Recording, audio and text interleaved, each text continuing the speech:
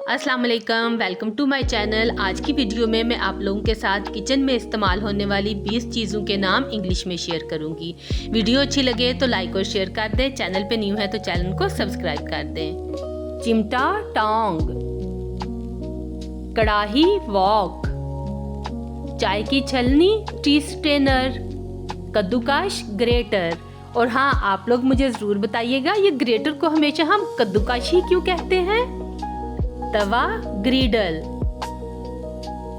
दोई लैडल, बेलन rolling pin, चकला रोलिंग बोर्ड, छुरी नाइफ, चम्मच स्पून, कांटा फोक, आग जलाने का आला गैस लाइटर, नमकदानी साल्ट शेकर, थाली प्लेट, प्याला बाउल, मधानी चरनर,